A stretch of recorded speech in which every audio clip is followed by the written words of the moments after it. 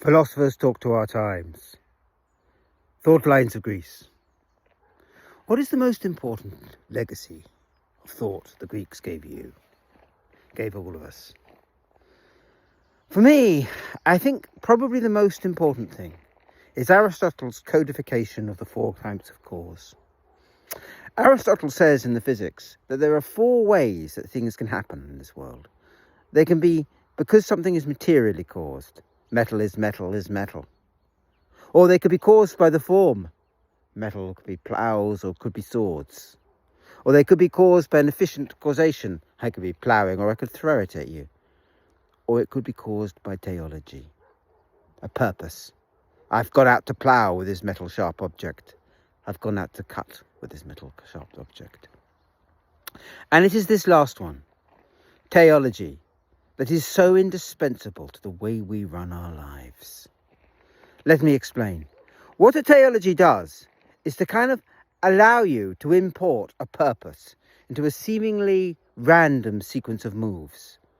More often than not, you judge them by their outcome.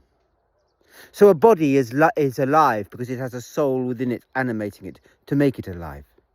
The life itself becomes the reason for its living. And all the causes are warped around that fact. Without teleologies, you couldn't understand such things as conspiracies, or even or many notions as we commonly understand them within biology. Life is all about purposes. Animals act in a certain way because they're hungry, because they're sad, because they've got a teleology. It's almost how we define whether something is alive. So that one of the tests for AI is whether it's capable of purposeful-led activity. Now, in Aristotle's day, Aristotle, make no finer bones about it, was one of the great geniuses. And his systemization of causes really matters. That's why the idea is still potent and important to us today. He was a good biological researcher. He understood the world he lived in very well. He understood because he spent very many hours watching animals, that what made animals appear different was apparently their ability to act on purpose. And purpose fitted very neatly into his into his ontology. Purposes could be linked to forms, and of course that meant they were all male, while efficient causation were female and were linked to matter. And so he has a very bizarre to modern readings version of sexes and sexualities, all of which fits around the same basic model. And he then fits his entire philosophy around the idea of final causes, forms, material causes, and essential causes. Okay, so that's the backdrop. And it is a work of genius, and it is a work that you always have to reckon with. And yet we live in the consequences of its failure. You see, not everything can be reduced to cause. A cause, ultimately, you got it from how I set it up. I tend to think of teleological causes as backward-looking events. Aristotle is the man, after all, who solved Zeno's paradox by saying not that time exists as a continuum, and that if you are going to divide it up, you divide it into a sequence of nows. Each one of those nows is backward-looking. So time is only potentially divided. It is a continuum. It is just movement. But when you do divide it, you divide it into a first moment of having been. Aristotle's entire philosophy is always rather backward-looking. His definition of essence is that which it was to be. He uses the past tense. And teleology is no exception to that rule. It is a great backwards-looking event. You understand what has happened through their eventual effect and infer that effect backwards. Hence, you get the idea that there must be a prime mover to explain the universe. A Big Bang, perhaps. Hence, you get the idea that there must be an order that is actually put inside creation by some sort of intelligent designer, or just some sort of design, or some sort of blind watchmaker, for that matter. To explain the intricacies, the complexities, something must explain it, be it God or just a random length of DNA that was specially selected by natural selection? Doesn't really matter. The answer is always the same. There is a reason or why the order exists. Now, up until about 40 years ago, that was probably a perfectly reasonable approach. It was very difficult to understand how order spontaneously emerged. But about 40 years ago, math changed the way it understood chaos, and therefore understood order. And actually, if you get large numbers of interrelated events, one feeding off another, for instance, a landscape, an environment, a world, but for that matter, a living mind, a body, then you don't need prime causes, because the order emerges for free.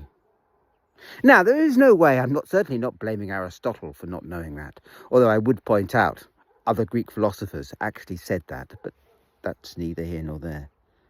It's not Aristotle I have the bones with, it's us. You see, we can't do without theologies. Theologies are important for the way we manage not just our minds, but also our ability to navigate our world beyond our minds. Let me explain. If ever you've been gripped with some sort of deep anxiety, your fight and flight is triggered, or just something, an overwhelming fear comes across you, there is a desperate desire to find a reason for it. Now that reason, in a sense, is arbitrary. This happened every time I've ever found it. I once convinced myself it was because of vampires. It is an arbitrary reason. Okay? But what it does is it encapsulates, captures, boxes up the anxiety, gives it a form that allows you to control it. To run a mind, to run a world in which fear is everywhere, bleeds into everything that we do, is spontaneously caught, for humans catch fear one to the other. You panic, I panic, the dog panics, we all panic. Means that you endlessly look for causes. And the greater the fear, the more irrational it seems, the more arbitrary the cause. Is it any wonder then, at a time of universal climate fear, that people stab around blaming immigrants, blaming this, blaming that? Desperation creates its own theology. That theology is, I would probably argue with my philosopher's head on, fundamentally arbitrary, but human, oh so very human. Theologies then are the way we run our minds, irrespective of their value or their validity. More than that, theologies are, of course, the way that others run their minds. Do you remember 25 years ago or so? Genes were going to change everything. We were all by now going to get our own personalised genetic profile. That would define how we would be treated. Didn't happen, did it? Why? Oh, because all the maths of chaos intervened. That's why.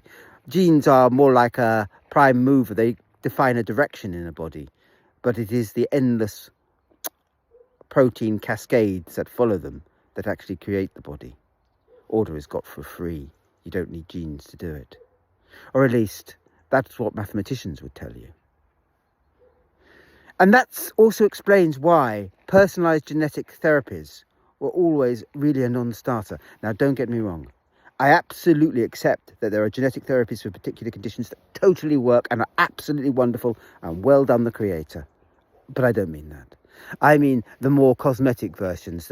This will help you stop aging. This will make you look perpetually young. This will change your nose if we just tweak this gene before the baby is born. All those cod ethical decisions. Could we create designer babies? No, we couldn't, because just reality doesn't work like that. But products do. The point is that it was made commercial sense to make this argument. Because products, as they like to wrap up fears, work theologically. And so even if we reject theology, the marketing gurus will endlessly reinvent them, create them, make them afresh, make them anew. Theologies matter, and they will always matter, because humans can't easily run their minds without attributing things as good and evil, cutting it off allowing emotions to have clear boundaries, like children. And you can't do that without theology. For me, theological reasoning makes very little sense, unless you're going to go the full Leibniz hog and understand all of creation as absolutely theological, including gravity. If you do that, then I could probably understand what it is doing in relation to time. Otherwise, what it is a little pocket, an arbitrary pocket of time, all folded in one to the other. It might not make much philosophical sense. It might assume an order that is actually spontaneously created or somehow already there. But emotionally, I suspect we will never do anything other than to reason theologically. And for that understanding, the understanding of what a final cause is, we owe to the Greeks, and the Greeks alone.